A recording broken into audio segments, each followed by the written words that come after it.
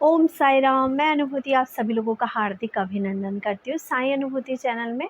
और गुरु पूर्णिमा से रिलेटेड आपके लिए इन्फॉर्मेशन लेकर आई हूँ।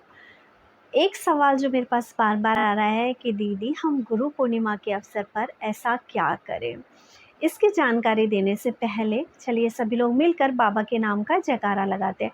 अनंत कोटि ब्रह्मांड नायक राजाधिराज योगी राज परम ब्रह्म श्री सच्चिदानंद सद्गुरु साईनाथ महाराज की जय। ओम साई राम। साथियों, आज जो मैं आपको जानकारी देने जा रही हूँ, सबसे पहले तो 10 जुलाई गुरु पूर्णिमा के अवसर पर आप लोगों को सादर अभिमंत्रित किया जाता है बादशाहपुर धाम में।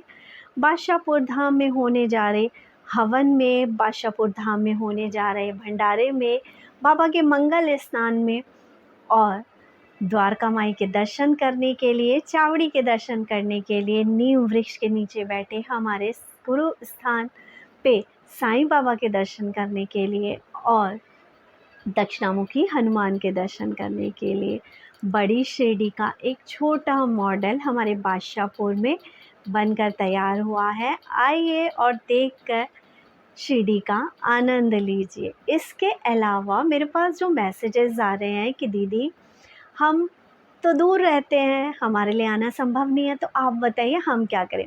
पहली बात तो जो दूर रहने वाले लोग हैं वो सारे के सारे प्रोग्राम का आनंद घर बैठे ही ले सकते हैं। आप ऑनलाइन देखिएगा। जो लोग भी इस वक्त नए जुड़े हुए हैं उनके लिए कमेंट बॉक्स में जो इंस्टाग्राम आईडी है उसका लिंक दे दिया जाएगा। आप इंस्टाग्राम पे जुड़ सकते हैं साईं आशीर्वाद बादशाहपुर धाम से। और आप साई अनुभूति चैनल जो इस वक्त आप देख रहे हैं उसमें आप लाइव में कनेक्ट हो सकते हैं। साई आशीर्वाद बादशाहपुर धाम से चैनल भी है, आप उसमें कनेक्ट हो सकते हैं लाइव देखने के लिए। आप हर पल का और हर क्षण का आनंद दूर बैठ के भी उठा सकते हैं, लेकिन देख वही पाएगा जिसकी तीव्र इच्छा होगी बादशाहपुर धाम में होने जा रहे हवन, मंगल स्नान और भंडारे में शामिल होने की।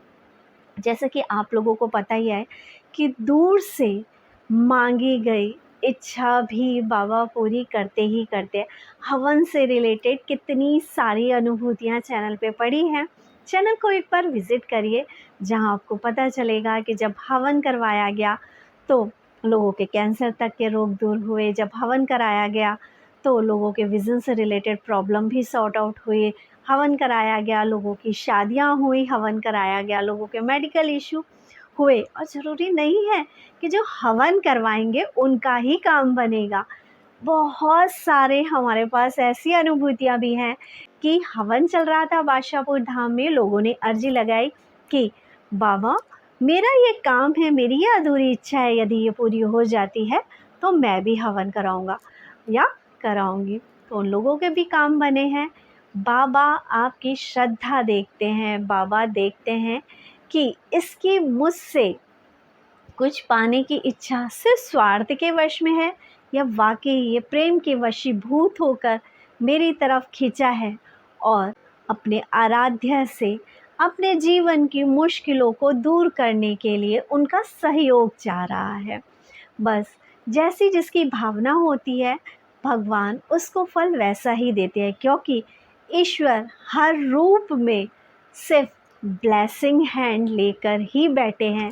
चाहे कृष्ण हो, चाहे राम हो, चाहे हनुमान हो, हर रूप में, चाहे भोले हो, चाहे माँ दुर्गा हो, चाहे माँ काली हो, भगवान ने हमेशा अपना वरद हस्त हम सब लोगों पे हमेशा उठा के रखा है। अब ये हमारे ऊपर है कि हम बार बार अपने उस प्रभु के सामने जाके ये कहें कि मेरा दुख बड़ा है, मैं बहुत दुखी हूँ, इतने दिन से दुखी हूँ, इतने साल से दुखी हूँ, आप मेरी सुन नहीं रहे हैं। या आप ये कहेंगे कि बाबा आपने जो कुछ भी मुझे दिया है, हे ईश्वर, आप जिस भी ईश्वर को मानते हैं उसको ये कहेंगे कि हे ईश्वर, आपकी बनाई इस दुनिया में आपने मुझे स्थान दिया उसके लिए धन्यवाद।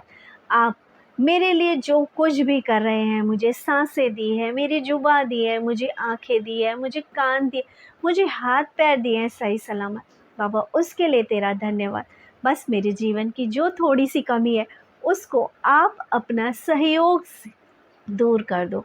बाबा से इस तरह या अपने ईश्वर से इस तरह से विनम्र प्रार्थना करें तो ईश्वर पग पग पर आपको आपका साथ देते नज़र आएंगे। एक चीज़ और कहना चाहती हूँ, आपको पता है कि ईश्वर ना हमें कभी झूठा साबित नहीं होने देते, वो हमेशा हमारा साथ देते हैं। यदि हम ये कहें कि ईश्वर नहीं है, वो सुनता नहीं है, तो भी वो कहते हैं तथास्तु। वो आपकी इस बात को भी झूठा नहीं होने देते। और जो कहता है कि ईश्वर आप इस धरती के कण कण में समाये, आप हमेशा मेरा साथ देते, तो आपने देखा ही होगा कि बाबा या ईश्वर उनका किस तरह से साथ देते हैं। ईश्वर की सबसे खास बात है कि यदि उसे कण कण में विराजमान मानोगे तो वो कण कण में आपको दिखाई देगा। यदि आप हर पल ये कहोगे कि तूने मुझे दुख दिया, तूने मुझे दुख दिया, मेरी इस चीज़ से मैं दुखी, मेरी उस चीज़ से मैं दुखी, आप जिस चीज़ को सबसे ज़्यादा कोसते हैं वो चीज़ हमें सबसे ज़्यादा दुख देती है। इसलिए आज एक गांठ अपने पल्लू में बांध ले, या जो बॉयज़ हैं वो अपने रुमाल में बांध ले कि हे ईश्वर कुछ भी हो जाए मैं तेरा शुक्राना ही करूँगा। इस संसार में बनाई हुई सृष्टि में आपने मुझे जन्म दिया, आपका पहला शुक्राना ये अच्छे माँ बाप दिए, दूसरा शुक्राना ये अच्छा माहौल दिया, भाई बहन दिए, रिश्ते नाते दिए, उसका धन्यवाद। मेरी थाली में भोजन दिया, उसके लिए धन्यवाद। ये आँखें दी ताकि मैं आपका रूप निहार सकूं, ये जुबा दी ताकि मैं आपके नाम का सिमरन कर सकूं, ये कर्ण दिए साईं आपके नाम का जो भजन है, कीर्तन है, आपकी लीलाएं मैं सुन पाता हूँ। बाबा आपने मुझे पैर दिए जिन पैरों पर चल कर मैं आपके पास तक आ पाता हूँ।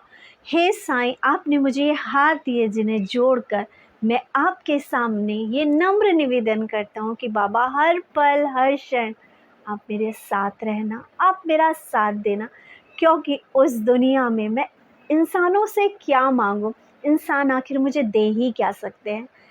सबके दाता आप हो, आप ब्रह्मांड के नायक हो, आप पांचों तत्वों के स्वामी हो। ऐसी कौन सी चीज़ है साईं जो आप मुझे दे नहीं सकते। मुझे आपका साथ चाहिए साईं, आप मेरा हाथ थामो साईं। और जिस दिन ये ब्रह्मांड के नायक आपका हाथ थाम लेंगे ना, उस दिन हर दुख भी आपको सुख ही प्रतीत होगा। हर कठिनाई आपको लगेगा कोई बात नहीं, ये कठिनाई आई है ना, मेरे प्रभु इस वक्त मुझ पे ध्यान दे रहे हैं और उस पर उस क्षण अच्छे कार्य करना शुरू कर दूं। क्योंकि दुख जो मिल रहा है पुराने कर्मास की वजह से मिल रहा है, लेकिन जो सुख मिलेगा आपके उस कठिन परिस्थिति में भी, जब बाबा आपका स्ट्रगल देखेंगे कि ये कितना भी दुखी है, भले इसके पास खाने के लिए नहीं है, या अपनी एक रोटी में से भी एक ग्रास किसी जानवर को दे देता है, ये आपका पुण्य होगा।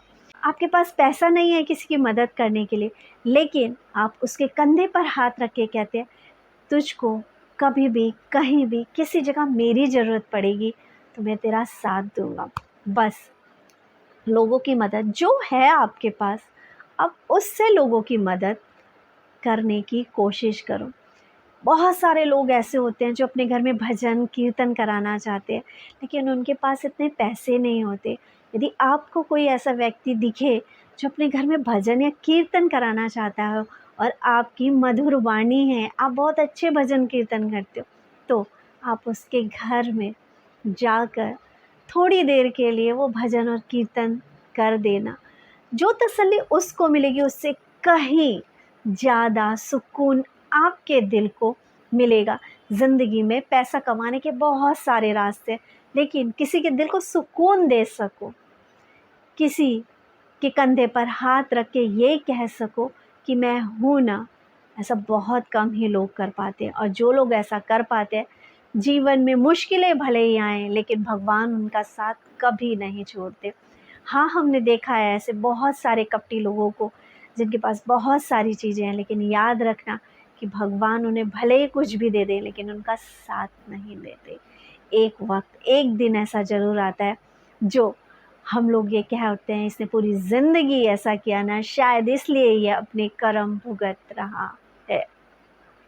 यकीन मानिए, जब तक आपकी ज़िंदगी में अच्छे कर्मों का खाता है, तब तक आपकी ज़िंदगी में स्ट्रगल नहीं आएंगे। तब तक आपको लगेगा कि ये पापी इंसान है फिर भी खुश है। हो सकता है उसके पिछले कर्माज हैं अभी उसके, लेकिन जिस दिन उसके अच्छे खातों का हिसाब पूरा हो जाएगा, उस दिन उसको उसकी की गई गलतियों का भी मुआवजा ज़रूर चुकाना पड़ेगा। कर्म फल सबको ही भोगना पड़ता है। और हाँ, जैसा कि आपका सवाल था, आपने पूछा था गुरु पूर्णिमा पे क्या करें आप। गुरु पूर्णिमा के दिन आप अपने बाबा को दूध, दही, शहद से स्नान कराना, गंगा जल से स्नान कराना, थोड़ी सी फ्लावर्स की पेटल्स हैं उसमें डाल देना और बाबा को अच्छे से स्नान करा के पोंछ कर, यदि आप नए वस्त्र बाबा के लिए ला सकते हैं तो लाइए, नहीं तो जो वस्त्र हैं आपके पास उनको बाबा को पहनाइए, बाबा के इत्र लगाइए, कुमकुम लगाइए। बाबा को जो पसंद है ना, वो येलो वाला चंदन बहुत पसंद है। आप बाबा का चंदन तिलक करिए, बाबा के पैरों में चंदन का तिलक लगाइए। और क्योंकि बृहस्पतिवार है, गुरु का वार है, गुरु का जो रंग है वो येलो कहा जाता है, तो कुछ येलो कलर का मिष्ठान बनाइए। आप लोगों को मार्केट में, जैसे आप कहेंगे कि दीदी मैं येलो कलर का क्या बनाऊँ, देखो आप खिचड़ी बनाते हो उसमें हल्दी डालते हैं, येलो हो जाएगी। आप मीठा बनाओ हलवा, उसमें मार्केट से कलर 5 या 10 रुपए की डिब्बी आ जाती है, थोड़ा सा कलर वो डाल दो तो पीला हलवा बन जाएगा। बेसन का हलवा बना लो आप, खीर बना लो आप, उसमें थोड़ा सा केसर डालो, देखो उसका रंग भी केसरी वाला हल्का येलोइश आ जाता है। और इसके अलावा जो कुछ भी बनाना चाहते हो प्यार से बनाओ और प्यार से बाबा को भोग लगाओ। आप फ्रूट्स चढ़ा सकते हो बाबा को, केले, सेब, आजकल तो कितने फ्रूट्स आते हैं ना मार्केट में। आजकल बब्बू गोशा बहुत आ रहा है, अमरूद आ रहे हैं, मैंगो आ रहा है। आपका कुछ बनाने का काम बिल्कुल साइड हट जाता है। आम ले आओ, येलो कलर के ही होते हैं वो, बाबा को भोग लगाओ। लेकिन मैं कहूँगी चाहे सूखी रोटी का भी भोग लगाए ना, बाबा के पास लेके जाना, बाबा तेरा तुझको अर्पण, जो आपने मुझे दिया बाबा मैं उसका आपको भोग लगाना चाहता हूँ। वरना मेरी औकात तो कुछ भी नहीं है कि मैं आपको क्या खिला पाऊँ, क्योंकि दिया तो मुझे सब कुछ आपने ही है। और बाबा का शुक्राना करना, बाबा की आरती करना, बाबा के 11 वचनों का सिमरन करना, बाबा के 108 नामों का उच्चारण करना, और हो सके तो बाबा के जो 108 नाम आप उच्चारित करें, हर एक नाम के बाद बाबा को एक फूल अर्पित करना। अगर फूल बहुत ज़्यादा ना हो आपके पास तो उन फ्लावर्स में से, रोज़ पेटल्स में से 108 पत्तियाँ तोड़ के अपने पास रख लेना और एक एक करके ओम श्री साईनाथाय नमः बाबा के चरणों में समर्पित करना। ओम दक्षिणामूर्तियाय नमः बाबा के चरणों में समर्पित करना। ओम रोग शोक विनाशकारियाय नमः करके बाबा के चरणों में अर्पित करना।